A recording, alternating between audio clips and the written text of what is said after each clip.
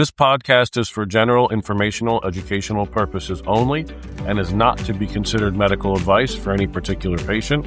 Clinicians must rely on their own informed clinical judgments when making recommendations for their patients. Welcome, everybody, to another episode of PHM from Pittsburgh. I am still your host, Dr. Tony Tarchichi.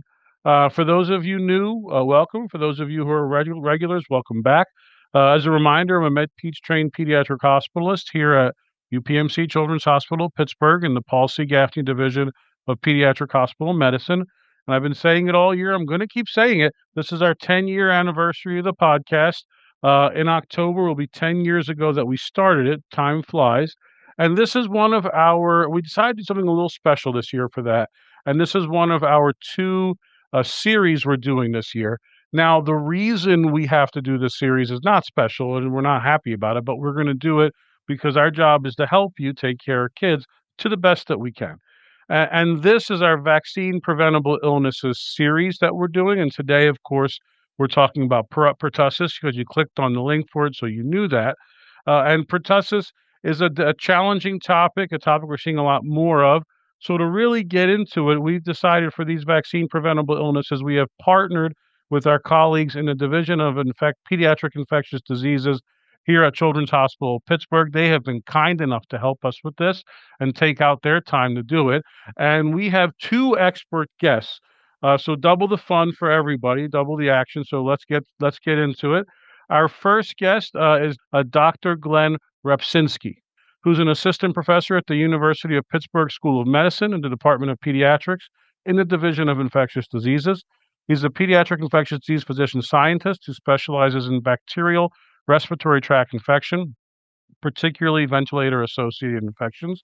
He was heavily involved in the Community Vaccine Collaborative during the COVID-19 pandemic, which did provide evidence-based information to the community about COVID-19 and SARS-CoV-2 vaccine.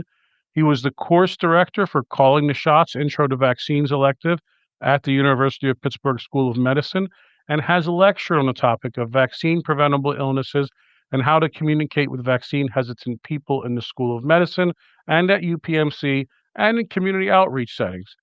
And we'll welcome them both at once. Our next guest is Dr. Jonathan Albert. He's an assistant professor of pediatrics in the Division of Infectious Diseases here at UPMC Children's Hospital of Pittsburgh.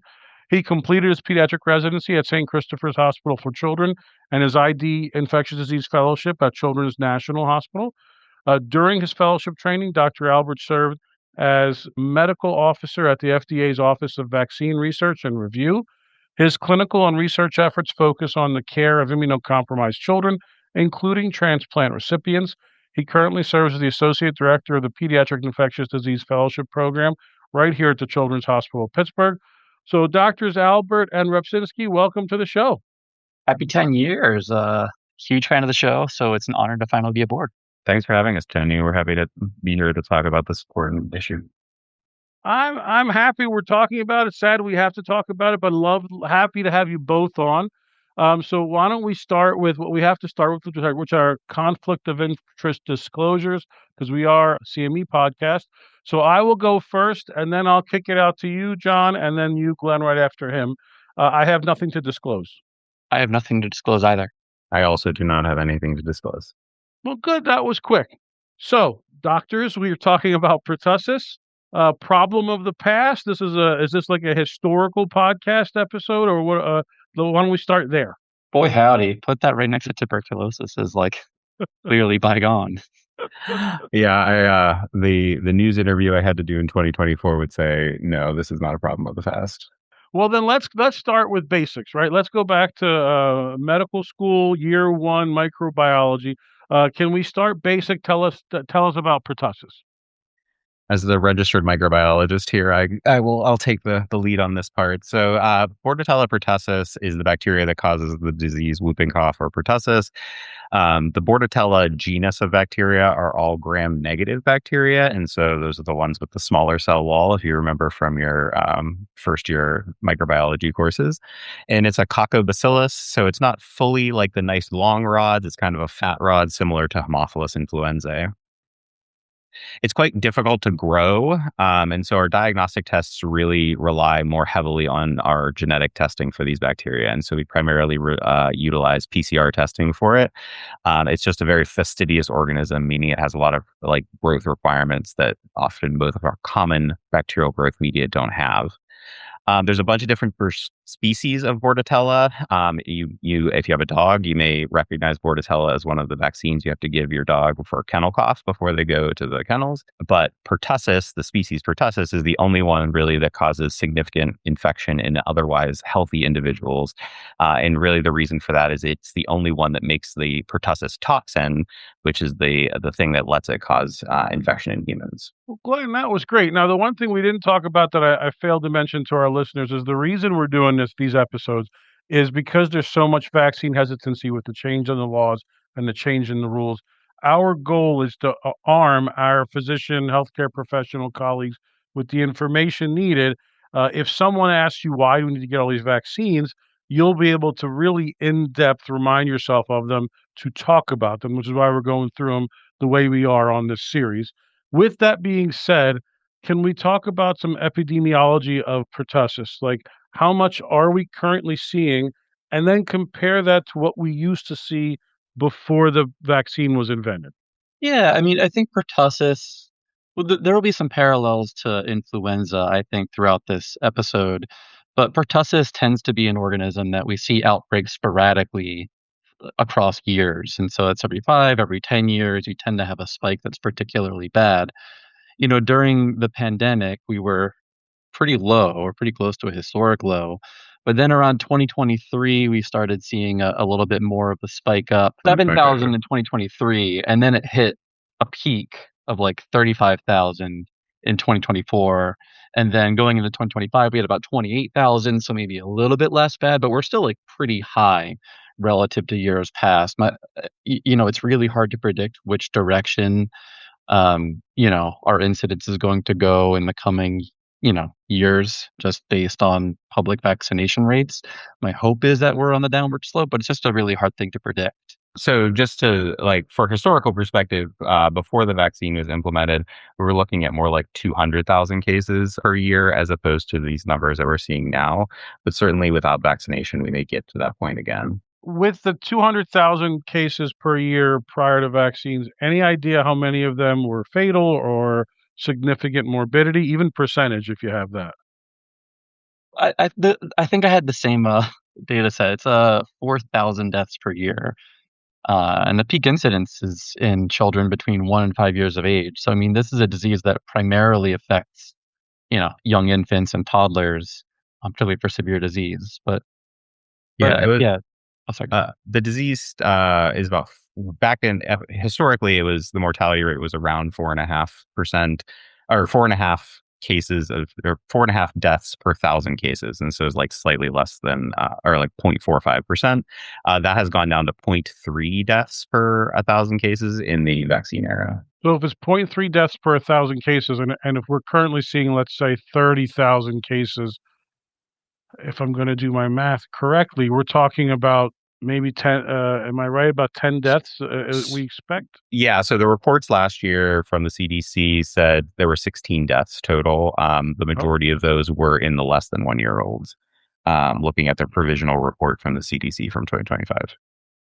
Okay, and just to remind folks listening again, completely, and maybe I won't say this, so Glenn or John, with the vaccine, so let me step back up for a second. Those 15 deaths, were they in vaccinated or unvaccinated individuals, as far as you all know? Yeah, I don't think they were none of the infants were fully vaccinated, certainly, and that's because they weren't old enough to have fully received the first series. And just to remind our listeners, how old do you have to be to finish the full vaccine series? I think that partially depends on what you define the full vaccine series as. The initial 3 shots, you should get the first shot at 2 months, second shot at 4 months, and the third shot at 6 months of age, which generally should give you, that's your primary series of the vaccine. And then we know that the vaccine efficacy does wane over time because it's no longer the whole cell vaccine that we used to use. And so we do another booster at the 12 to 15 month age range, and then another one in the 4 to 5 year age range. And then you get another one when you enter into adolescence, because that's really you're about you're more than 5 years past your 4 to 5 year shot. And so that's your booster to kind of get you back up in terms of immunity as you enter adolescence. That was helpful. I think I'm asking this in an annoying way, Glenn and John, so I'm sorry. So I'm going to come out and ask it. I guess what I'm trying to get at is because this is a vaccine preventable illness, if everyone's vaccinated, there'll be less incidence and less death. But those most vulnerable are those who cannot get fully vaccinated because they're too young. So if our incidence really goes up, anyone that dies will likely be of the infant under a year age. Is that a fair statement for me to say? That is absolutely a fair statement for you to say.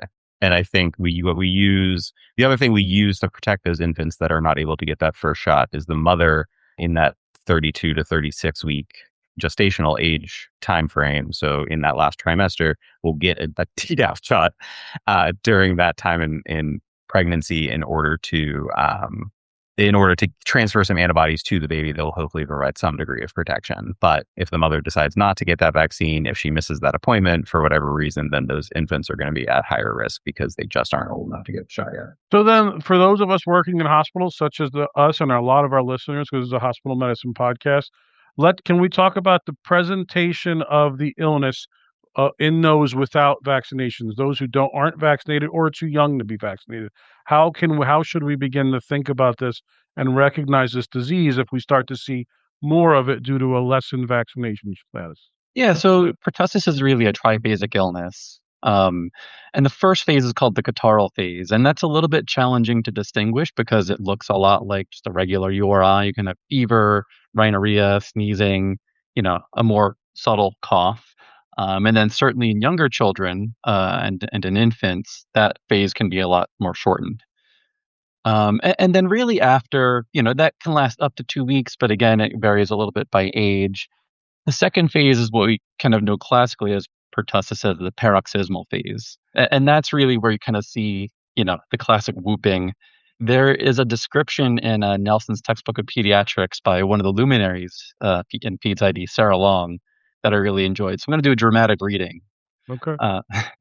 So she writes, a well-appearing, playful toddler with insignificant provocation suddenly expresses an anxious aura and may clutch to a parent or comforting adult before beginning a machine gun burst of uninterrupted cough on a single exhalation, chin and chest held forward, tongue protruding maximally, eyes bulging and watering, face purple, until coughing ceases and a loud whoop follows as inspired air traverses the still partially closed airway.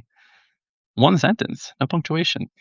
Or that's punctuation. But that was our first dramatic reading ever, and I actually think our first quoting from Nelson's textbook of pediatrics, surprisingly. So thank you for both, John. Sorry to interrupt. Keep going. No, I got to put respect on Sarah Long's name. Yeah. So, the paroxysmal phase in younger children, you see kind of that classic whooping as children have that deep inspiration after attempting to cough and cough and cough, and then inspire harshly after that.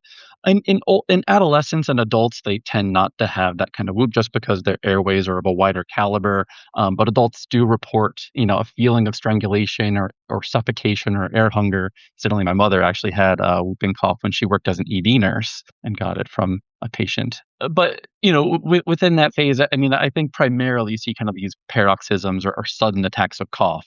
And the typical illness script of the paroxysmal phase of pertussis is these kind of machine gun bursts of cough coming out of nowhere. So in contrast to having influenza where you feel kind of junky and cruddy all the time, and it's kind of this more static process, the coughs associated with the paroxysmal phase of pertussis come in bursts. And those coughs can be extremely forceful. And so patients can get complications like conjunctival hemorrhages.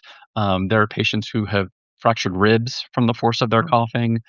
And post-tussive emesis is actually surprisingly common. And that's one of the things that you can kind of use to distinguish it. Between 80 and 100%, depending on the series you read, has post-tussive emesis associated with their cough as well. One thing I would add to what John said is in infants in particular, they are unlikely to have the cough similar to the older or the whoop similar to the older patient or all the older patients. And so what you may see in infants actually is more things like gagging, choking, like a brew type event, as well as the coughing, the choking, gagging, cyanosis, apneic events. Those are the types of things you may expect from the younger kids that are less than 1 year of age. They are very unlikely to have the whoop, and they may not even have necessarily the full-on paroxysms of coughing. Newborns are kind of a whole other kettle of fish in terms of, the signs and symptoms that you can see along the way. Again, their catarrhal phase is a little bit shorter. They may not have the classical whoop. Apnea and cyanosis tend to be more common in this age range. Some of the odd idiosyncrasies of pertussis in neonates. One is that you can sometimes see a lymphocytic leukomoid reaction. So we're talking white counts on the CBC between 30,000 and 100,000 with a lymphocytic predominance. To the extent that, some of these infants can actually get pulmonary hypertension as a result of very severe disease. And that was, again, going back to Sarah Long, the PEDS ID giants of old kind of recognized pertussis as a distinct entity in infants and neonates, separate to older children, adolescents, and adults. And so having that index of suspicion, understanding your local case rate, and are they from populations at high risk of transmitting pertussis, really important things to kind of establish the diagnosis early. And, we can talk a little bit about intervention antibiotics at that point, but that's really what we think of, in terms of the various clinical presentations of pertussis. Now, am I right? Is this called the 100-day cough for a good reason? Yeah, exactly. And sorry, I neglected to mention the convalescent phase. So, you have these kind of machine gun bursts of cough that come out of nowhere. And slowly over time, they start to attenuate. You still have kind of forceful, persistent cough, but they tend to be less in paroxysms, and those can last for months. Again, from personal experience, that can last, multiple months at a time, and it certainly earned its moniker as the 100-day cough. And for those hospitals listening, I have been fooled more than once in seeing an infant or a small child with what sounded like this machine gun-like cough, thinking for certain it's pertussis, and it ends up being RSV or something else. But we always check. We always check. I think that's the difficulty with pertussis in general, right? The initial phase is very nondescript and looks like a viral illness. And then this cough isn't always all that distinct, especially in the infants. And so, you have to have a high index suspicion in the undervaccinated. The unvaccinated, the undervaccinated, especially when there is high incidence in the community. John, can you talk a little bit about this cocooning process that I've heard about? Is it helpful or not? For cocooning, I mean, you get protection from like transplacental maternal antibody, but vaccinating other household contacts around the child actually doesn't influence transmissibility of pertussis from person to person. And theoretically, acellular vaccines can actually increase the duration of shedding that you have for B pertussis. Maternal vaccination during pregnancy works because the baby gets antibodies. But actually, the acellular vaccines, when we get into the vaccine discussion, doesn't protect against transmissibility of Bordetella to other people. And so if you're vaccinated with acellular pertussis, you can be infected, you can shed it from your nasopharynx and spread it just as easily. But that's an asymptomatic infection. Asymptomatic. Okay. If I have 3 children, and when my wife was pregnant, one of them got pertussis, even though they were all vaccinated on time, they could have spread it around the house. And if the baby was born, could have exposed the baby, even though but the mother getting vaccinated, those antibodies will cross the placenta and protect the baby, but it'll still be in the household. Is that right? Exactly. Yeah. Exactly. And we have contract tracing data and epidemiologic data that have kind of borne that out. Okay. But that's one of the difficult paradoxes, and part of the difficulty in moving from wholesale pertussis vaccines to acellular is that you make a compromise on transmissibility. So then would you recommend that the family gets vaccinated well before the baby's born, like in the first trimester or so, if they're going to do it? For protecting neonates, the important thing is the mother getting a Tdap vaccine at that correct window in the third trimester. That's really when you get the surge of IgG antibody across the placenta to the baby.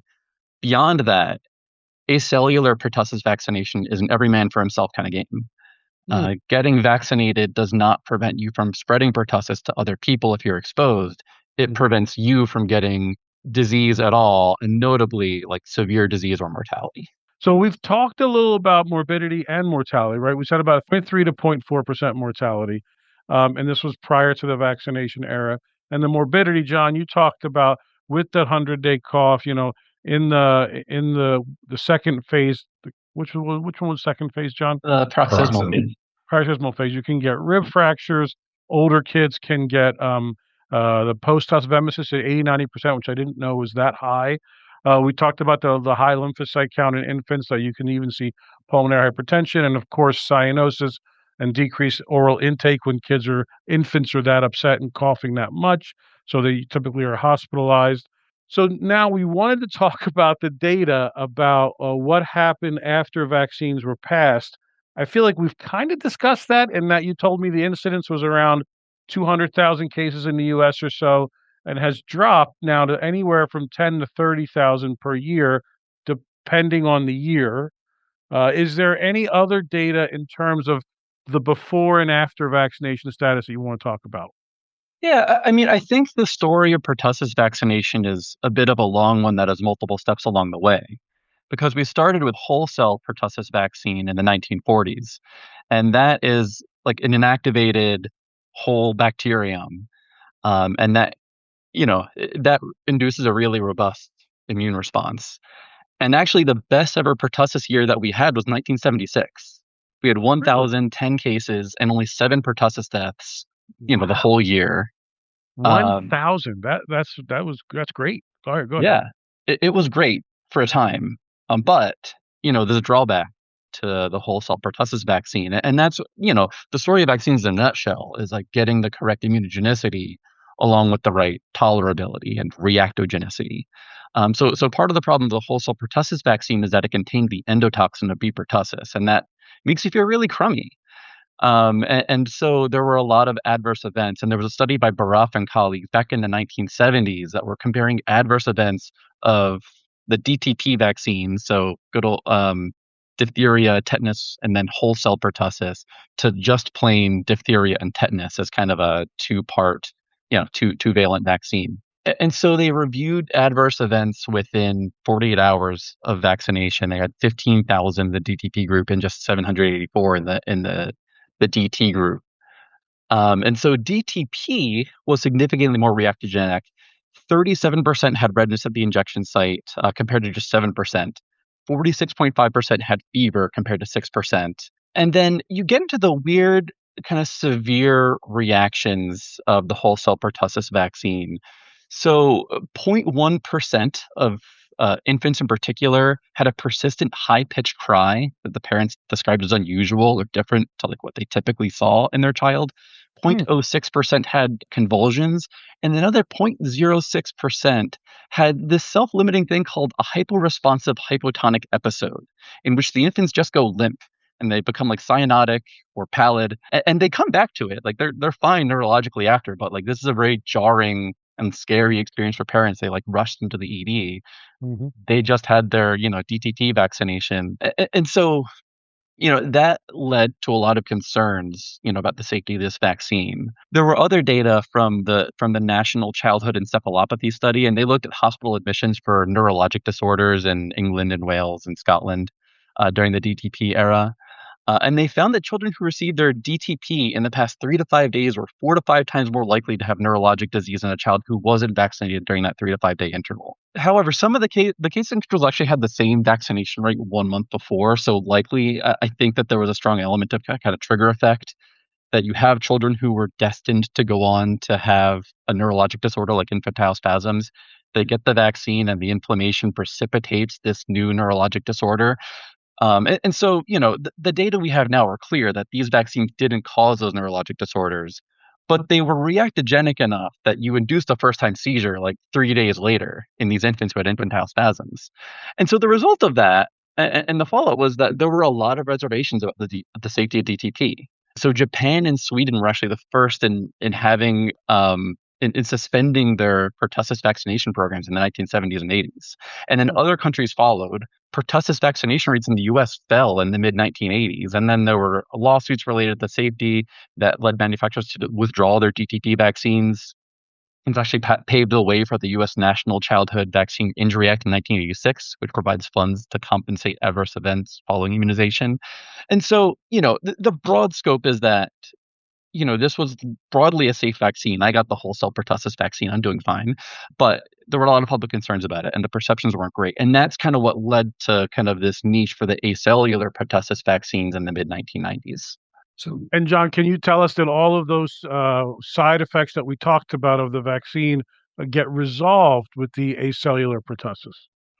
That is correct. When it comes to vaccine safety surveillance, it can be really hard. Like once you're in phase 4, once it's on the market, anyone can, report any adverse event to VAERS. In controlled data, we don't really seem to see that hypo-responsive hypotonic episode in the same way, although there may be some, sparse reports, but that seems to have pretty much fallen off in the literature. But you're right that the acellular pertussis vaccines are significantly, safer. They're much less likely to have these severe, adverse events, and they're overall just much, much, much better tolerated than the whole cell pertussis vaccine. I think it's important to take a step back to the morbidity and mortality of this disease, just because John brought up these neurologic side effects, to talk about the fact that there are neurologic complications of pertussis as well, the disease itself. And those rates are actually, at least based on the reporting in textbooks, are higher than those seen that John just reported for the whole cell pertussis vaccine studies. And so in one study, the rates of seizures from pertussis was 2 to 4%, and encephalopathy was 0.4 to 1%.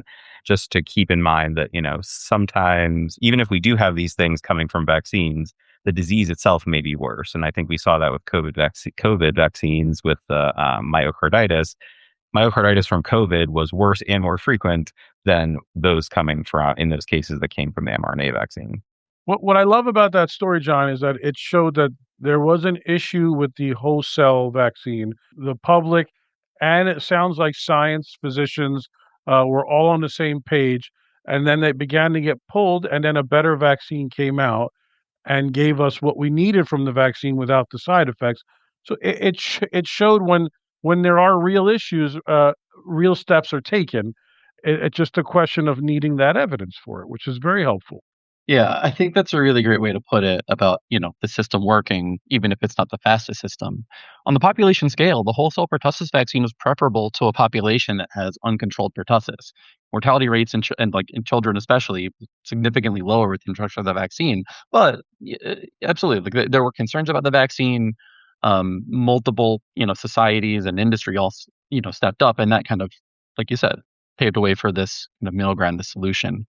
Acellular pertussis vaccines were licensed in the 1990s, and they were fully implemented in the U.S. in 1996. And these are simple protein subunit vaccines. And so they contain multiple proteins for pertussis, but not the whole organism, and certainly not the endotoxin that produces a lot of the inflammation associated with the vaccine.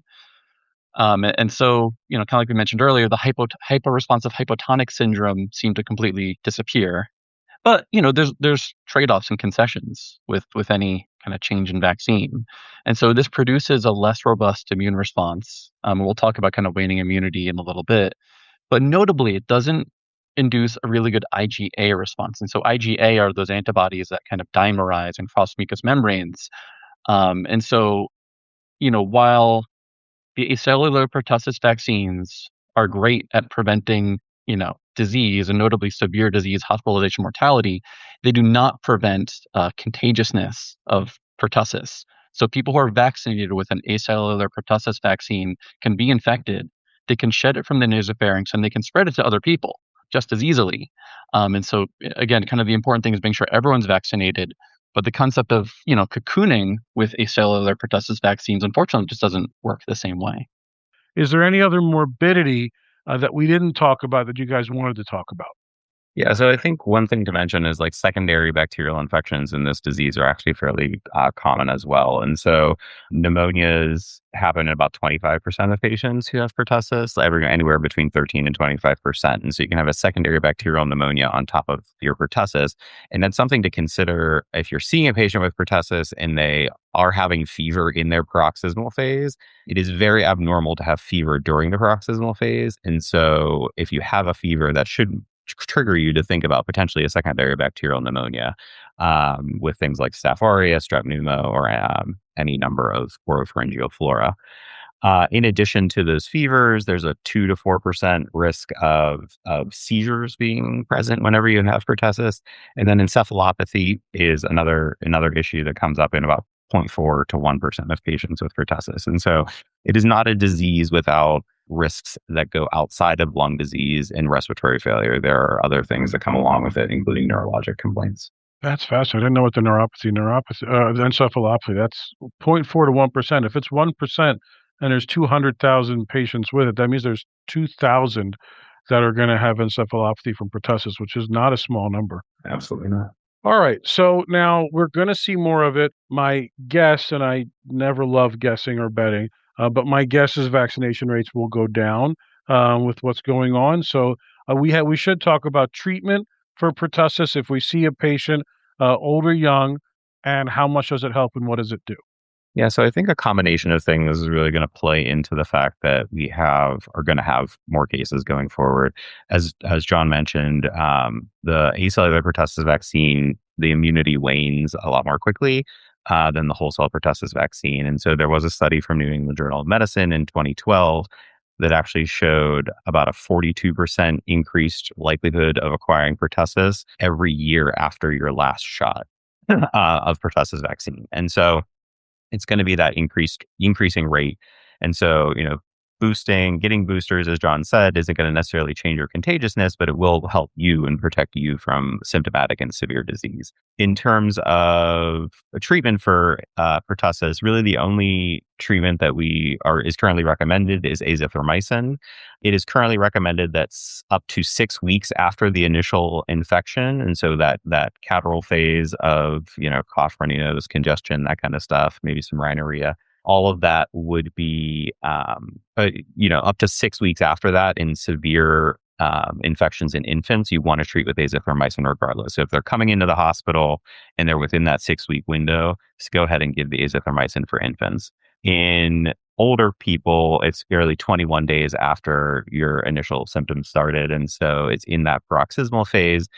It should be noted, though, that the efficacy for infants is better by giving antibiotics, and so they are more likely to improve more quickly.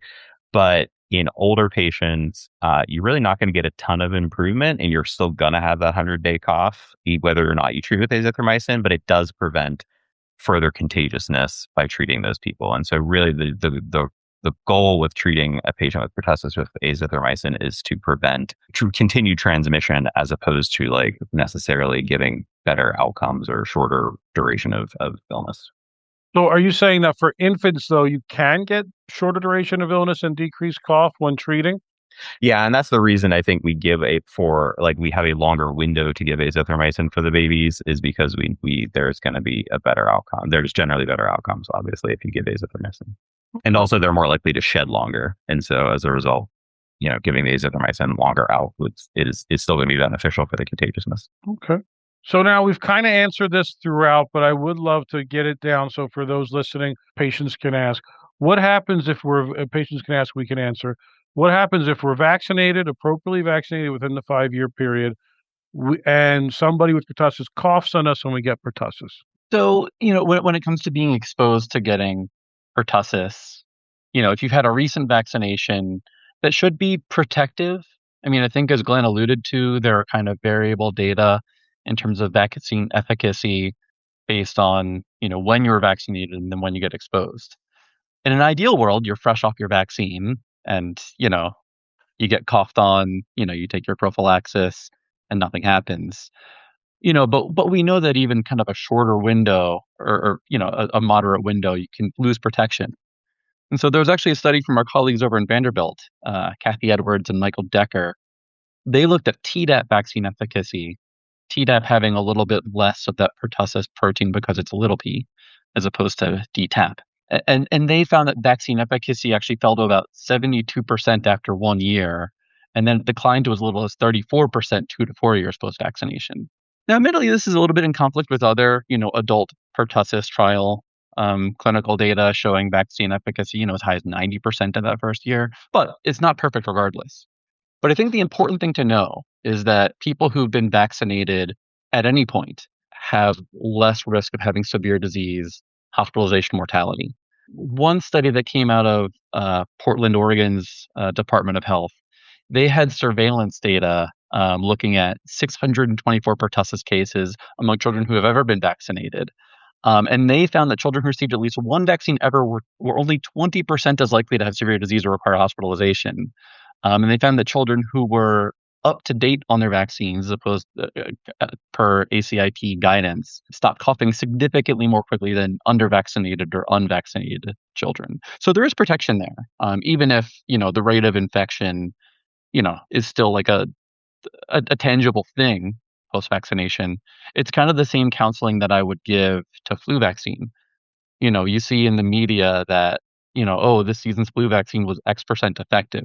That's a reflection of the attack rate of how likely you are to get infected with flu in the first place. But where the more important data lie is that people who get the flu vaccine, just like the pertussis vaccine, are significantly less likely to come into the hospital. They're less likely to need ICU support, and they're less likely to die. I think that's going to be a motto for this series is the vaccine. You may still get the disease if you get coughed on by someone who gets it, who has it, but your risk of having something really bad happen to you goes down significantly. You may get cough, congestion, runny nose, heck, even a little bit of a fever, but that's nothing Doritos and Gatorade can't help you with, as opposed to needing the ICU care or something worse. I mean, any excuse to have Doritos. Well, gentlemen, I always give our guests kind of the last line here. Is there anything you wanted to cover that we did not cover? I think the one thing to remember about azithromycin, right, if we're talking about infants, is that increased risk of idiopathic hypertrophic pylorostenosis. The rate it does exist. There are studies that show that there is some increased risk of azithromycin, but that's no reason to withhold that from a baby who has severe pertussis, and I think you need to make sure you're giving that. Chemoprophylaxis can be given after you've gotten exposed to pertussis, and so if you know you've been exposed but haven't started having symptoms yet, you can get a course of azithromycin to kind of prevent it. I think that would also help with contagiousness because azithromycin has been shown to eradicate carriage of pertussis, and so those are a couple things to think about after you've been exposed, even if you are a vaccinated person, and a consideration for treatment when we're thinking about it with those babies is the azithromycin and the hypertrophic pylorostenosis. John, anything from you? Well, I know there's an episode in this series about vaccine hesitancy as a whole. I mean, I think I would just kind of reiterate that when you're counseling families about vaccination and families who are hesitant or outright refuse, fundamentally they're doing what they think is right to protect their child. So coming at a place from humility and compassion, I think is really the best way to get across to them. The data overwhelmingly show that parents and society trust the providers the most. And so even if you don't necessarily get through to them on the first try, I mean, I think, having those uncomfortable conversations, bring up your concern and still showing compassion, even if you don't agree or they don't, see things the same way in that visit, that's really the most important thing to move the needle on vaccine hesitancy. And I think I love that. Go ahead, Glenn. I was going to just add on that never treat a patient that's vaccine hesitant as a monolith. And so, or we shouldn't treat the group of people who are vaccine hesitant as a monolith, right? Like everybody has their reason. And so going in assuming that they have a specific preconceived notion about vaccination is not going to help you engage with that patient or that parent. And so having the discussion, asking the why question will really help you address what they are concerned about and not lead you down a road where you're bringing up things that other people are concerned about that this family hasn't necessarily even heard about. And so, you can really be focused on what they're worried about, mirroring back some of those concerns to them is always important. And then, providing the science, providing the evidence, and trying to maintain that therapeutic relationship. I don't know of a better way to end. I mean, I think humility and compassion are great ways to approach anybody, and I think will help win them over. So I totally agree. Well, John, Glenn, thank you so much for being on the show. This was a great episode. I appreciate your time. I appreciate your expertise. It's been an honor. Thanks for inviting us aboard. It's been another monster episode. Thanks for having us, Tony. It was great. All right. I am going to stop recording. As a reminder, free CME is available and it's courtesy of the University of Pittsburgh. Just click on the link under the podcast description and follow the instructions. Thank you to the UPMC Children's Hospital of Pittsburgh and especially the Paul C. Gaffney Division of Pediatric Hospital Medicine. Thank you again to our expert guests and special thanks to all of you who take the time to join us. We know that your time is valuable and we appreciate you sharing it with us. Please feel free to email my dad at tony.tarchichi@chp.edu for any questions, comments, or podcast ideas. As always, thank you for listening.